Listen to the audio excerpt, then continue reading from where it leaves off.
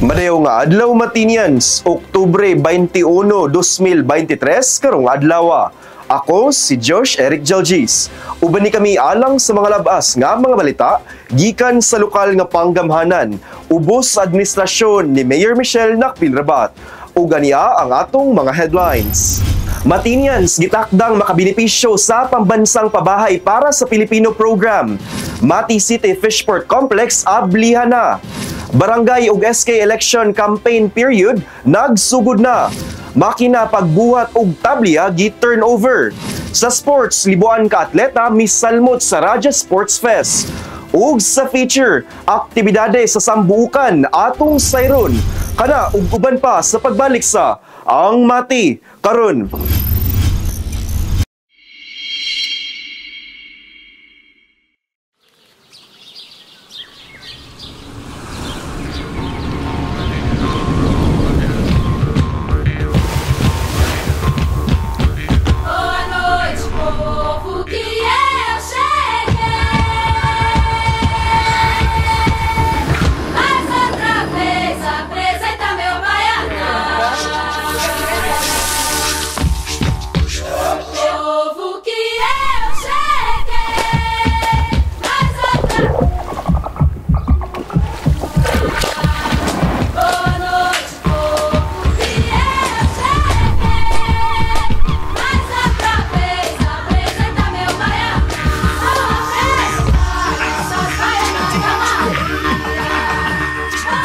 Mati is where to be.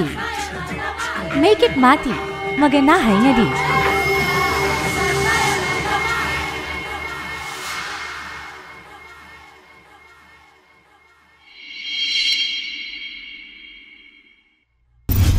Kung ka ba'y gustong isumbong nga problema sa inyong barangay? O di ka proyektong kinahanglan ninyo nga wala nga tagad?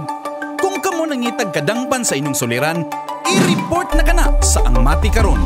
Kami gadawat sa reklamo, hangyo o bisan pa man unsang mensaheng gusto ninyong madunggan sa lokal nga panggamhanan. I-report na yan. Ipadala lamang inyong mensahe hangyo ug mulo sa atong Facebook page, City of Mati LGU, aron among masibya sa Ang Mati karon. Mamahimo usab kamong magpadala sa inyong video, mahitungod sa inyong issue. I-report na yan.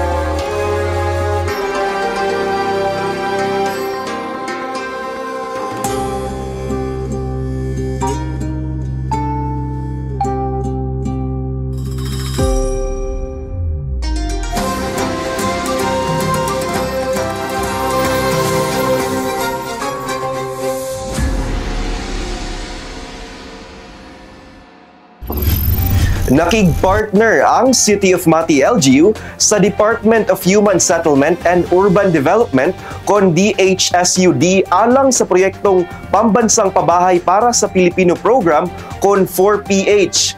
Libuan ka mga Matinians nga walay kaugalingong panimalay ang gitakdang makabenepisyo sa 4PH nga proyekto sa administrasyon ni Presidente Bongbong Marcos Jr. Ang dugang detalye sa report ni Ethel Marigastanes. Nakig-partner ang lokal na panggamhanan sa Mati sa pagdumala ni Mayor Michelle Nakpil-Rabat ngadto sa Department of Human Settlement and Urban Development kon DHSUD alang sa proyektong pambansang pabahay para sa Pilipino Program kon 4PH sa nasyonal na gobyerno alang sa mga katawhan nga walay puy-anan.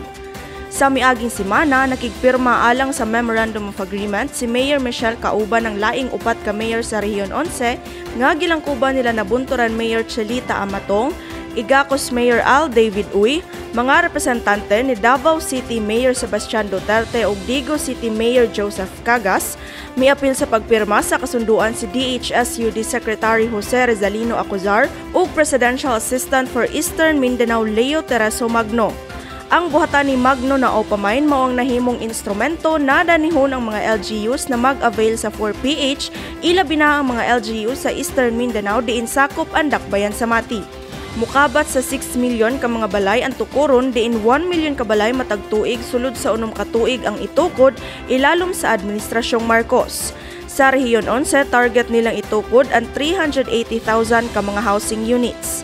Sa City of Mati, ang housing project tukuron sa 2 ka ektarya nga yuta sa Bilawan nga gidonar sa Mati LGU.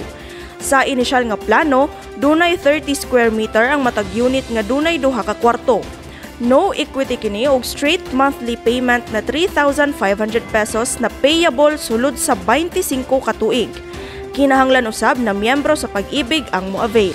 Sa mga interesado og dunay mga inquiries, pwede kamong manawag sa numerong 811-7173 o di ka mo bisita sa opisina sa City Housing Resettlement Division Office, ibabaw sa 7-Eleven sa may MFGR Park and Baywalk. Diyan sa may Bilawan. Bilawan? Yan yung mga niba namili ng lupa ang gobyerno. Okay. Under my administration, namimili tayo. So, isa sa lupa na napili or pinresentar ko, yan. So, swerte-swerte tayo, isa sa LGU na nagka-qualify or napili na matagaan. Mati is one. Kini si Ethel Marie Gastanas para sa Ang Mati Karon.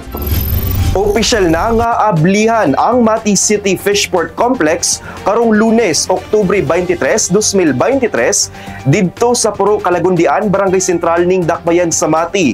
Kini dungan usab sa pag-abli sa ikatulong Abunda Festival. Ania ang report. Human sa kapinduha ka tuig na pagtukod niini, ablihan na ngadto sa publiko ang City of Mati Fishport Complex karong Lunes, Oktubre 23, 2023 didto sa Puro Calagundian, Barangay Sentral ning Dakbayan sa Mati. Mahinungdanon ang inaugurasyon sa Fishport tungod kay magsilbi kining usa sa mga economic driver sa Dakbayan. Ingon man sa lokal nga industriya sa pangisda, ilabi na nga ang Dakbayan sa Mati duol sa ginatawag na tuna highway sa Pacific Ocean.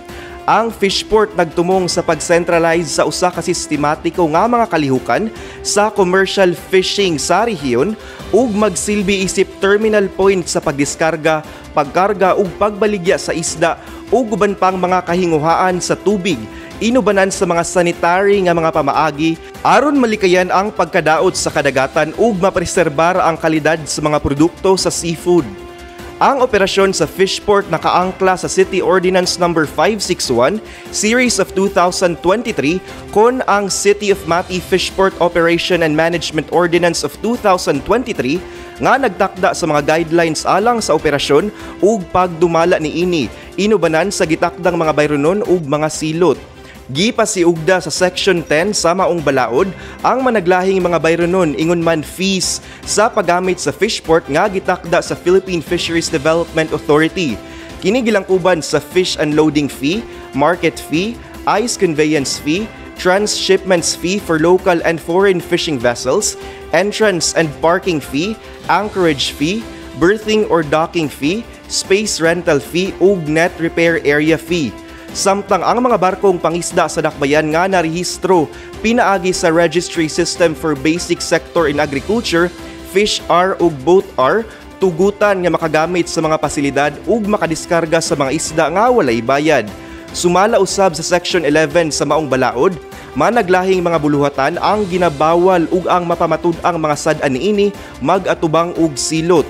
Kini gilangkuban sa dili husto nga pag-angkla sa presensya sa mooring facility, misdeclaration sa panahon sa pag-angkla, pagdunggo sa baybayon, pagdunggo gawas sa rehistradong mga pantalan, pagdiskarga sa isda gawas sa pantalan sa Barangay Sentral, misdeclaration sa mga nakuha nga isda, ug misdeclaration sa gasolina, yelo, tubig, bato ug uban pang mga palaliton. Blessingan na natin kay nandyan naman yung aking dalawang lantangan. Alam mo, Ano yung lantangan? yung fishing boat ba na pang high seas? Ah, okay. Yung mga dako ba? Tapos, yan ang nagka-problema tayo sa ating mga fisher folks, di ba? Oo. Na maingay ang fisher folks kasi daghang gibawal dito sa atin bay. Ang striktong pagpatuman sa maong balaod pangunahan sa City Fishery Law Enforcement Team nga gilangkuban sa mosunod nga mga ahensya.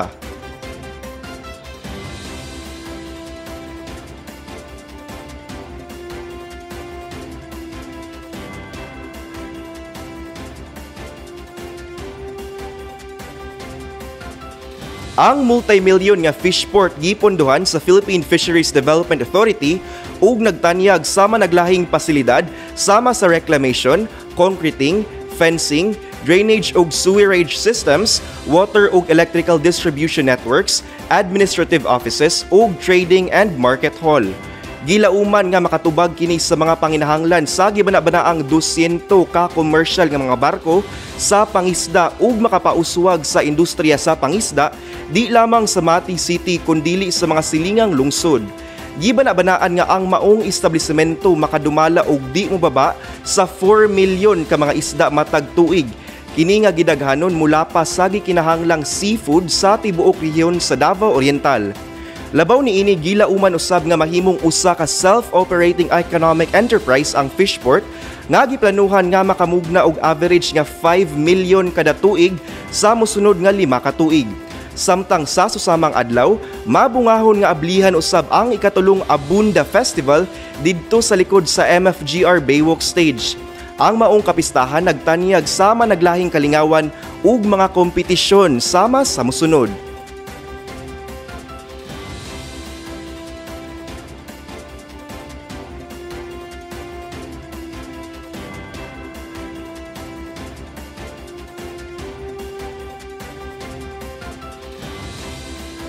Gikan sa pag-abli sa City of Mati Fishport Complex, hangtod sa pagsugod sa Abunda Festival, gipamatuod lamang niini nga mga kalihukan ang maabunda nga mga plano, proyekto ug programa sa lokal nga panggamhanan alang sa dakbayan sa Mati. Nagsugod na ang opisyal na pagpangampanya alang sa barangay ug sangguniang kabataan elections karong umaabot na Oktubre 30. Ang campaign period nagsugod Oktubre 19 ug mahuman Oktubre 28. Sulod sa napulo ka adlaw nga pagpangampanya, unsa ang mga ginatugtan o ginabawal nga buhaton? Atong sutaon sa report ni Jilbis Jean Patalinghog. Opisyal nang nagsugod ang campaign period alang sa barangay ug sangguniang kabataan elections 2023 kaniadtong Huwebes Oktubre 19 ug mahuman Oktubre 28. Ang kadasig sa kampanya gigiyahan sa opisyal nga mga guidelines nga gipagawas sa Commission on Elections kaniadtong Oktubre 16. Pagsiguro sa usa ka patas ug klaro nga proseso sa eleksyon ug pahinumdom sa mga kandidato sa barangay ug sangguniang kabataan election sa pagsunod sa lagda sa COMELEC. Uban nga mga pahinumdom nga mamahimong buhaton mao ang mga mosunod. Mausab kini ang mga dili mamahimong buhaton sulod sa campaign period.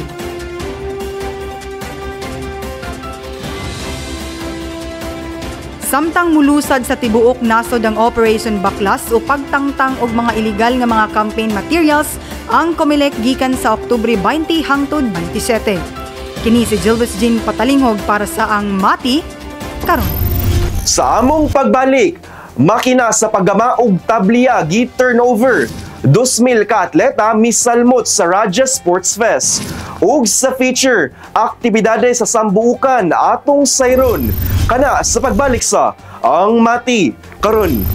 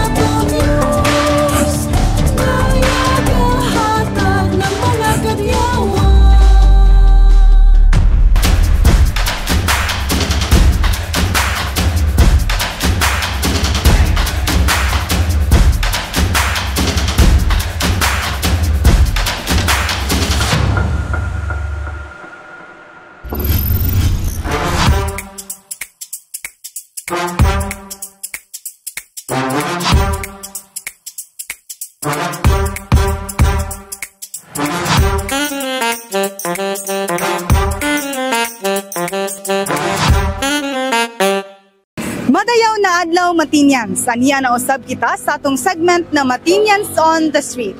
Dinhi lamang sa ang Mati karon.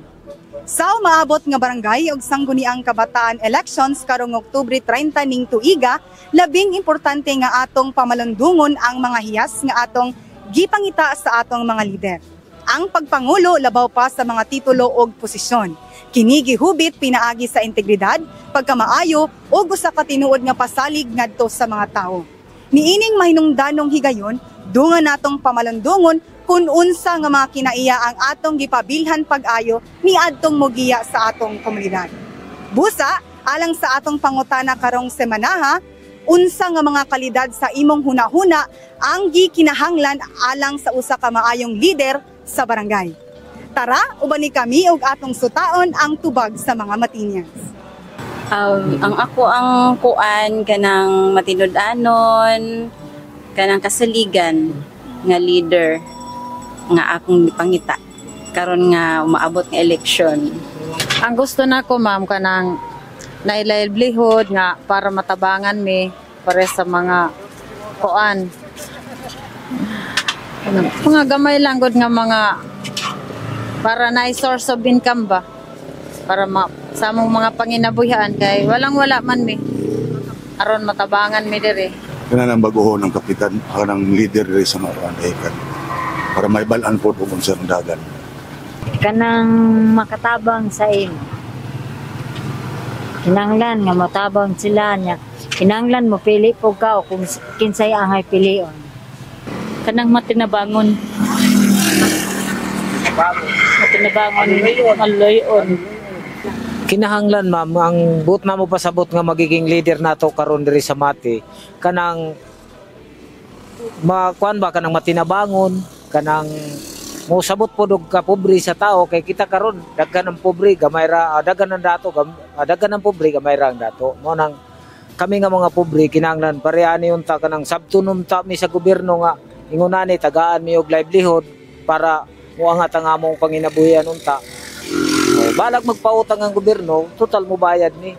Pwede arawan ana kay kanila nga amo lagi ginagmay ra gyud ni. Higo ra gyud mi makapalit og isa ka sako, isa ka kilo nga bugas sa kada adlaw. Nguna na lang ma'am, kinahanglan ang leader pod nga mo magiging leader, makadiyos, makatao o kuan kanang matinabangon, musabot og kapobre sa tao. Kanang kabaw mamulantaw sa mga pobre nga mga lumulupyo ba. Tapos kanang kabalo sila kung unsay need sa mga tao, abuan na sa mga tao nga parehas sa mga mananagat o mga pobre mga magsasaka kanang mga mag-uuma ba. Ipadayon lang nila kung unsay maayo nga ginabuhat sa kasalukuyan mga administrador. Tapos kung manay magaling mabag-o, padayon lang nilang mga maayo. O tapos kung kuan pod sa mga bago pod na kuan, dapat na po sila kuan nila ma'am mga trabaho ma'am. Labi na diri sa example lang ko ma'am diri sa dahikan no. Ang kanang kalsada ma'am, kalsada maayo mga kalsada. Ipatiwas kanang tapos more project ma'am. Kadang kung ako ipapilion ako ng Diyos nun. Kay kung naay siya Ginoo siyang kinabuhi, mahinadlokon gina siya. Nya ikaduha kanang dunay panglantaw sa mga tao nga narapod sa panginahanglan sa kalisod. Matinabangon. Kung unsay among kanang pwede siya maduulan, kadali or kanang dali siya ma-approach. Labi na diri sa mo ang association sa night market, kay nami problema kanang magbaha mi nya ug nami problema makatabang sa amo tanan sa association, dili lang para sa ako. Matinabangon nya kabalo mo tanaw sa mga tao sa mua nga vendors nga gitagaan mi og kaning katungod nga tinda mi diri nga walay pagduha-duha kay sa ingani nga pamaagi matabangan mi niya sa among panginabuhian nya okay pod ang gobyerno karon kay ni-support pud sa mua. Ug mao kana ang mga tubag sa Matinyans kabahin sa atong pangutana karong semanaha. Ubani na usab kami sunod semana dinhi lamang sa Matinyans on the Street. Ako si Jilbis Jean Patalinghog, Amping!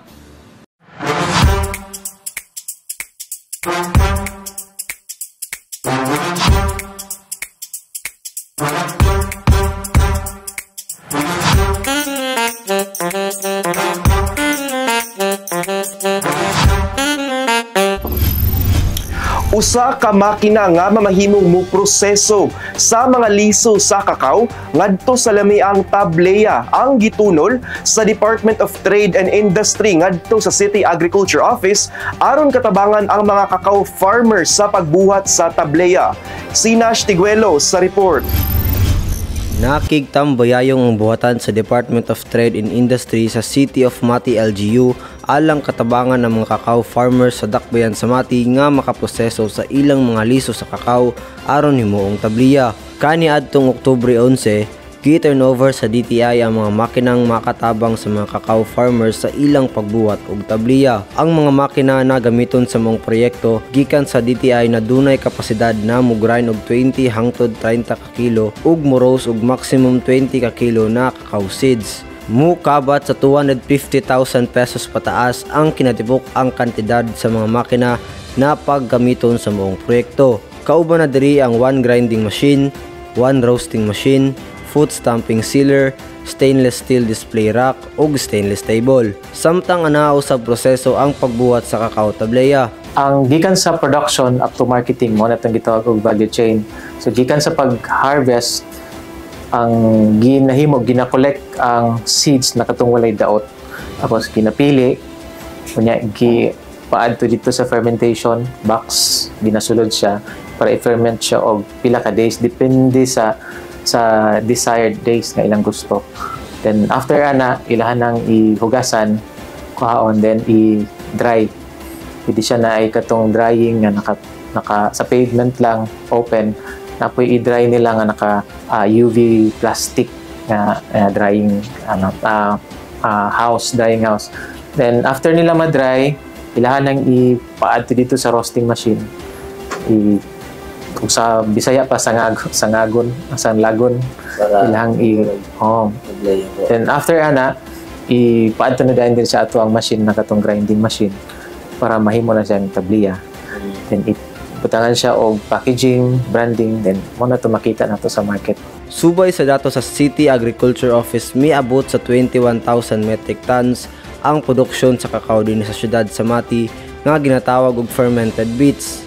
Sumala pa sa City Agriculture Office sa kadako ug kadaghan sa produksyon sa kakao dinhi sa syudad sa Mati, kaya kini mo supply og kakao products sa uban pang mga syudad ug mga munisipyo. Kini nga proyekto tumong nga mapalambo ang kalidad ug productivity sa pagproseso sa kakao tableya sulod sa atong syudad. Kini si Nash Tiguelo para sa Ang Mati karon. Kapin 2,000 ka mga atleta ang misalmot sa Raja Sports Festival 2023 nga formal nang giablihan kaniadtong Domingo, Oktubre 15. Mismong si Mayor Michelle Lacpilrabat ang mitambong sa opening. Si Peter John Buencamino sa report.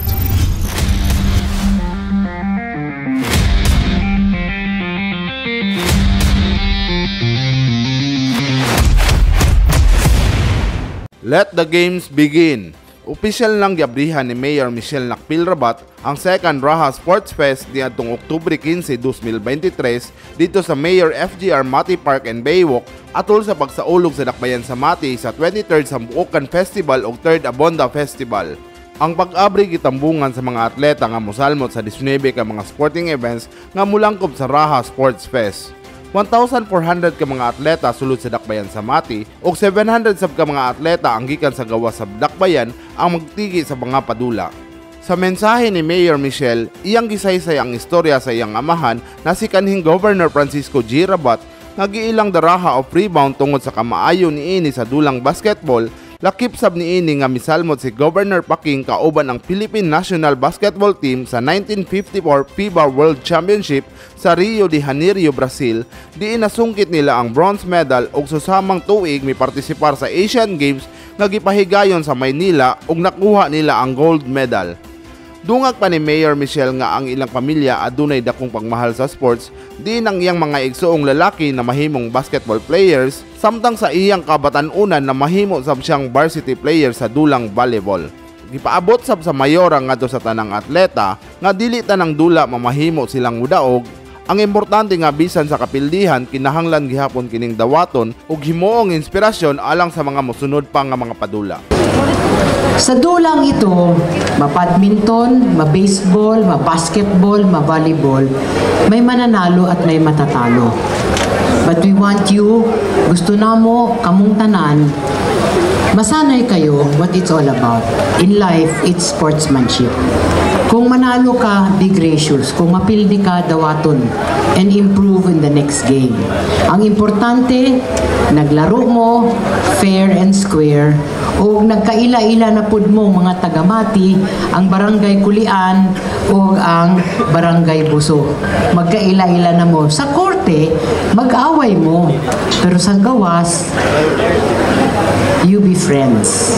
Ang Raha Sports Fest usa ka tribute ngadto kay kanhing gobernador og Francisco Paking G. Rabat nga giilang the Raha of Rebound sa nasod sa Pilipinas. Usa sa prioridad sa administrasyon ni Mayor Michelle Nakpil Rabat ang mapalambo ang mga program may kalabutan sa sports, pinaagi sa paghatod ngadto sa kada barangay diri sa Dakbayan, gawas pa sa mga additional programs og training ngadto sa grassroots level nga silbing mamahimong talent pool sa Dakbayan sa Mati. Ang second Raha Sports Fest sa Buukan 2023 usa lamang sa mga aktibidades nga angay natong atangan nga makahatag og dugang kalingawan karong umaabot nga 23rd sa Buukan Festival ug 3rd Abonda Festival.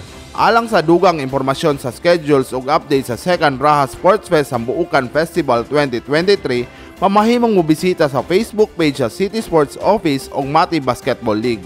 Kini si Peter Jan Buencamino para sa Ang Mati Karon. Sugda na ang opisyal nga pag-abli sa 23rd Sambuukan Festival ug 3rd Abunda Festival karong umaabot na Lunes, Oktubre 23, 2023. Dagang kalingawan ug aktibidad ang gihan-ay sa City of Mati LGU alang sa usa ka semanang selebrasyon. Si Jasmine Tia sa detalye. Symbol of oneness, celebration of abundance, and honoring tribes. Mao kini ang perpektong hulagway sa Sambuukan Festival ning Dakbayan sa Mati, diin pipila ka mga aktibidad ug mga palingaw ang giandam sa City of Mati LGU para sa Matinians. Karong umaabot na Oktubre 23 ang official grand opening sa Sambuukan Festival na pagahimuon sa Baywalk Stage. Dungan sa grand opening, abrihan sab ang tiendesitas diin pipila ka mga palingaw ug mga baligya ang pwede ma-enjoy sa mga bisita ug mga turista. Gawas sa Sambuukan Festival, ginaselebrar sab ang ikatulong Abunda Festival na gipangunahan sa City Agriculture Office. Dunay agri ug product expo ug pipila ka mga barato na mga agriculture products subay sa kadiwa sa Pangulo na programa ni Presidente Ferdinand Marcos Jr. Pipila sa mga aktibidad sa Abunda Festival mao ang Kabaw sa Kadalanan karong umaabot na Oktubre 27, diin pabonggahay ug panindutay ang matag entry o barangay sa pagparada sa ilang mga kabaw. Usasab sa dakong kalingawan sa Abunda Festival ang Search for the King of the Biggest Sea, of the Biggest Catch, piggy hunting and egg hunting, ug ang ani sikatan na mao ang heaviest and longest agri-produce sa Kadiwa Store ngadto sa Nazareno. Dili sab mawala ang pinaka-ginaatangan sa Sambuukan Festival na mao ang Indak Sayaw na mahitabo sa Oktubre 26 sa Baywalk Stage. Gawas sa Indak Sayaw, usasab ka ginaatangan ang pinakaunang Mr. Mati Bodybuilding Competition sa Sambuukan Festival karong umaabot na Oktubre 24. Aduna sab mga special guests na mobisita ug mo-perform sa Baywalk Stage sama sa bandang Cushay ug Season 3 TNT Grand Champion Elaine Duran. Mao kini ang schedule sa mga aktibidad sa Abunda ug Sambuukan Festival karong tuiga.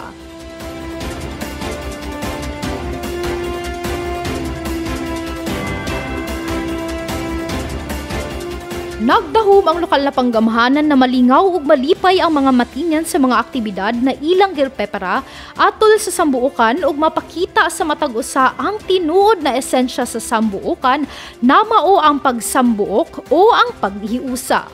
Kini si Jasmine Tia para sa Ang Mati Karon. Aniya ang atong dengue updates ug orden dehikotibo apil na ang mga aktibidades sa atong halangdong Mayor Michelle Nakpilrabat karong semanaha.